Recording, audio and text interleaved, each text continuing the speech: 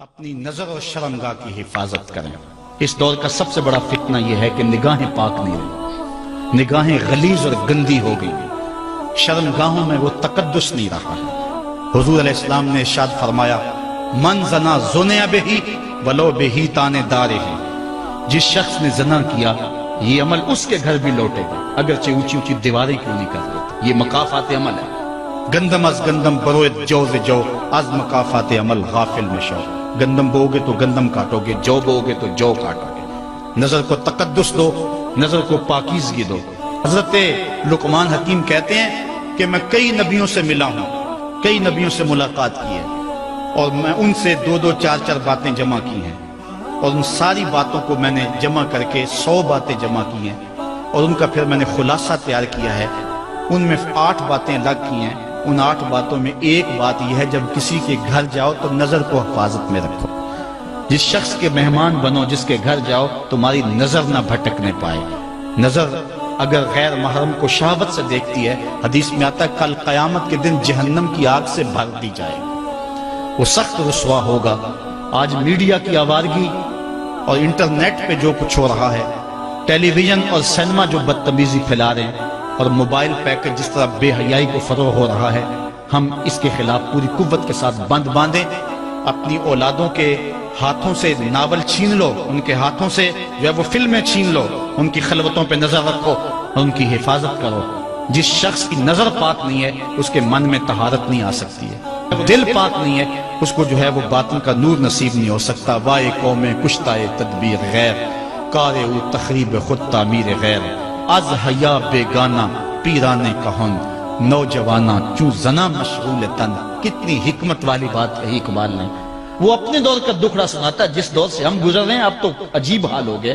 اقبال کہتا ہے یہ جو میرا دور ہے، جوان تو جوان رہے، بوڑھوں کی نظروں میں حیا نہیں رہا۔ از حیا بیگانہ پیرانے کہن، بوڑھے لوگوں کی آنکھوں میں بھی اقبال کہتا ہے حیا نہیں رہا۔ نوجوانہ چوں زنا مشغول تن، اور نوجوان عورتوں کی طرح اپنے تن کے ساتھ لگے ہوئے ہیں، اپنے تن کو سنوارنے میں ہر وقت کنگھی پٹی میں لگے ہوئے ہیں۔ یہ مردوں کا کام نہیں ہوتا، یہ دلیروں اور بہادروں کا کام نہیں ہوتا، یہ عورتوں کے وظیفے ہیں۔ در دل شاں آرزوہا بے ثبات، مردہ زائن از بطون امہات۔ ان کے دلوں میں آرزویں کوئی اور ہی ہیں، اور ماؤں کے پیٹوں سے مردہ جنم لے رہے ہیں۔ دخترانے او بزلف خود اسیر، شوخ چشموں خود نماؤ خود دگیر۔ اور قوم کی بیٹیاں اپنی زلف کی خود قیدی ہو چکی ہیں، اور ہر وقت جو ہے وہ اپنے آپ کو آئینے میں دیکھتی رہتی ہیں۔ ساختہ پرداختہ دل باختہ، ابروان مثل دو تیغ آختہ۔ وہ جو گھر کی رونق تھی، جو آبرو اور حیا کا دوسرا نام تھا، آج وہ دل پھینک قسم کی ہو گئی ہے۔ آہ قوم میں دل سے حق پرداختہ، مرد و مرگ خیش را نشناختہ۔ اقبال کہتا ہائے قوم کہ جو مر گئی اور اسے ابھی تک پتہ ہی نہیں چلا کہ میں مر چکی ہوں اور جینے کا سامان نہیں کرتی۔ حضور نے فرمایا ہر دین کی کوئی پہچان ہوتی ہے، میرے دین کی پہچان حیا ہے۔ اگر حیا نہیں ہے تو دین ہی نہیں ہے۔ ہم نے جس دور میں اپنے ماں باپ سے دین سیکھا تو اس وقت اتنے فرقے بھی نہیں تھے، نہ بات بات پہ شرک کے فتوے لگتے تھے، اور نہ ہی لوگ دین کو کاروبار بنائے ہوئے تھے۔ اس وقت کوئی کھڑا ہو کے نعت بھی پڑھتا تھا تو اس کی آنکھیں بند ہوتی تھیں اور تصور مدینے کی گلیوں کا طواف کر رہا ہوتا تھا۔ اور اگر کوئی پیر طریقت تھا تو اس کا مقصد مخلوق کو اللہ تک پہنچانا تھا، لوگوں کا دل اپنی جانب موڑ کے مائل کر کے اپنی جیب گرم کرنا مقصد نہیں تھا۔ اس وقت عالم دین لوگوں کی عقیدتوں کو سمیٹ کر کے، گھیر کر کے، اپنی عقیدت کے دائرے میں ڈال کر کے ان سے سطحی مفاد حاصل کرنے کا دھندا نہیں کرتے تھے۔ اس وقت عالم دین بندے کو گناہ سے نکال کر کے اللہ کی دہلیز پہ سجدہ ریز کرنے کا کام کرتے تھے۔ اور آج ہم دیکھتے ہیں کہ فرقہ پرستوں نے اسلام کو توڑ کے رکھ دیا، اور جو لوگ بیچارے اللہ کے حضور سجدہ ریز ہوتے ہیں ان پر شرک کے اور بدعت کے فتوے لگا کر کے ان کو اسلام سے بدزن کرنے کی کوشش کی، اور نعت خوانیاں ایک بہت بڑا کاروبار بن گیا، اور پیری مریدی ایک بہت بڑا دھندا بن گیا، تو اس دور کے اندر اپنی اولاد کو سنبھالنا، وہ طرح طرح کے سوال کرتی ہے، پوچھتی ہے، تو پھر ان کو دین پر مطمئن رکھنا اتنا آسان کام نہیں ہے۔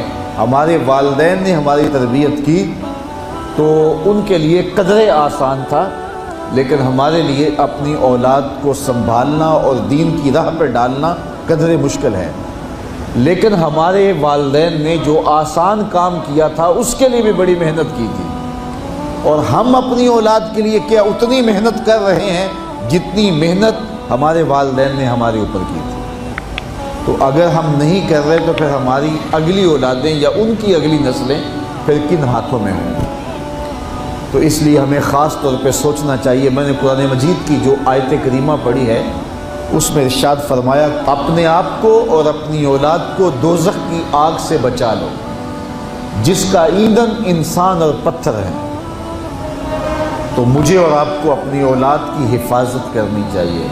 بعض اوقات ہم وطن چھوڑ کے یہاں آتے ہیں اس لیے کہ ہماری اولادوں کا مستقبل ٹھیک ہو جائے۔ ہم خود پردیس کاٹ لیتے ہیں، تنہائیاں کاٹ لیتے ہیں، اذیتوں سے گزر جاتے ہیں، لیکن اولاد راہ مستقیم سے بھٹک جاتی ہے تو ہم نے ان کی دنیا کی زندگی کی تو سنوار دی، لیکن جو حقیقی ابدی اور سرمدی زندگی ہے جو کبھی ختم ہونے والی نہیں ہے تو وہ برباد ہوگی۔ تو ہم نے اپنی اولاد کا بھلا نہیں کیا ہے، اپنی اولاد کا نقصان کیا۔ تو ہمیں چاہیے کہ ہم اپنی اولادوں کی حفاظت کریں، اور اولادوں کی حفاظت کیا ہے؟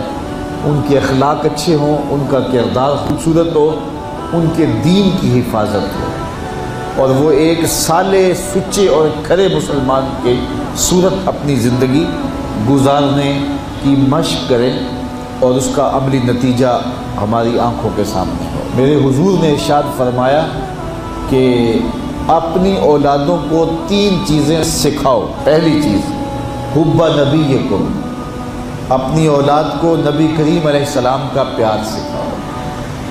دوسری چیز وحب اہل بیتہ، اور حضور کے اہل بیت کا پیار سکھاؤ۔ اور تیسری چیز وتلاوت القرآن، انہیں قرآن مجید کی تلاوت کرنا سکھاؤ۔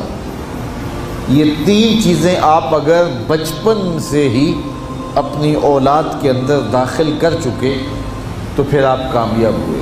یہ بات ذہن میں رکھیے کہ ہم اس وقت متوجہ ہوتے ہیں اولاد کی تربیت کے لیے جب وہ ہمارے ہاتھ سے نکل چکی ہوتی ہے۔ ہمارے گھروں میں ہماری صبح کا آغاز قرآن مجید کی تلاوت سے ہو تو پھر خیر و برکت کے قافلے ہمارے گھروں میں اتریں گے۔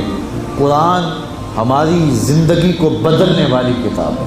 جب ہمارا ربط اس کتاب سے ہو جائے گا، پختہ تعلق اس کتاب سے قائم ہو جائے گا، تو پھر زمانے کی تیز آندھیاں بھی ہمارے پائے استقلال میں لغزش نہیں لا سکتی ہیں، نہ ہمارے عقائد میں خرابی آ سکتی ہے، نہ ہمارے عمل میں کمزوری آ سکتی ہے۔ اس لیے ہمیں معمول کے طور پہ قرآن مجید کو اپنی زندگیوں میں شامل کرنا چاہیے اور اپنی اولاد کو اس کا خوگر بنانا چاہیے۔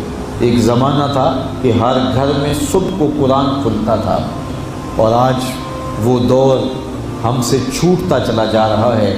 صبح کے وقت موبائل تو کھلتے ہیں لیکن قرآن نہیں کھلتا، جس کا نتیجہ کیا؟ آج بے برکتیوں کے ڈیرے ہیں۔